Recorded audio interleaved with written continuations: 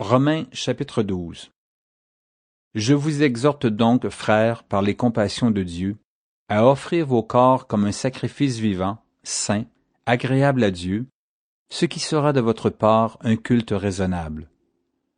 Ne vous conformez pas au siècle présent, mais soyez transformés par le renouvellement de l'intelligence, afin que vous discerniez quelle est la volonté de Dieu, ce qui est bon, agréable et parfait. Par la grâce qui m'a été donnée, je dis à chacun de vous de n'avoir pas de lui-même une trop haute opinion, mais de revêtir des sentiments modestes selon la mesure de foi que Dieu a départie à chacun.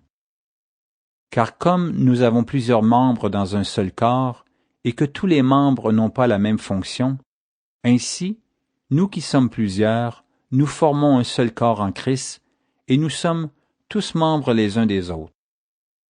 Puisque nous avons des dons différents selon la grâce qui nous a été accordée, que celui qui a le don de prophétie l'exerce selon l'analogie de la foi, que celui qui est appelé au ministère s'attache à son ministère, que celui qui enseigne s'attache à son enseignement, et celui qui exhorte à l'exhortation.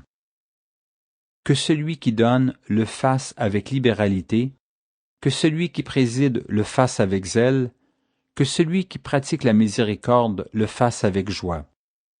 Que la charité soit sans hypocrisie. Ayez le mal en horreur, attachez-vous fortement au bien.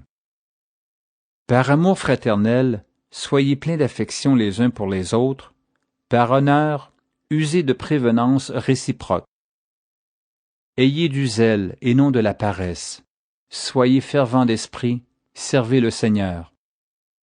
Réjouissez-vous en espérance, soyez patients dans l'affliction, persévérez dans la prière, pourvoyez aux besoins des saints, exercez l'hospitalité.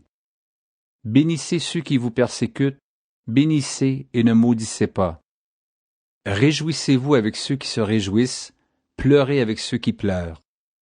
Ayez les mêmes sentiments les uns envers les autres, n'aspirez pas à ce qui est élevé, mais laissez-vous attirer par ce qui est humble. Ne soyez point sages à vos propres yeux. Ne rendez à personne le mal pour le mal, recherchez ce qui est bien devant tous les hommes. S'il est possible, autant que cela dépend de vous, soyez en paix avec tous les hommes. Ne vous vengez point vous-même, bien-aimés, mais laissez agir la colère, car il est écrit « À moi la vengeance, à moi la rétribution, dit le Seigneur. » Mais si ton ennemi a faim, donne-lui à manger. S'il a soif, donne-lui à boire, car en agissant ainsi, ce sont des charbons ardents que tu amasseras sur sa tête.